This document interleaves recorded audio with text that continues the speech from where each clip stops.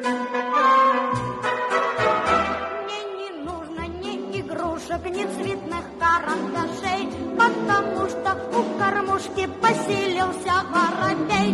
Но послушался получше этот хитрый озорник.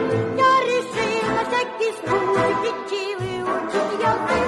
Я решил на всякий случай птичий выучить язык. Чирик-чик-чик, чирик-чик-чик, всем нужны друзья. Чирик-чик-чик, чирик-чик-чик, даже воробьям. Сколько вкусных бутербродов искрошил в кормушку я. Очень трудная работа дрессировка воробья, но зато в районе нашем удивляется народ. Воробей присядку пляшет, бьет в ладоши и поет. Воробей присядку пляшет, бьет в ладоши и поет. Чирик-чик-чик, чирик-чик-чик, всем нужны друзья.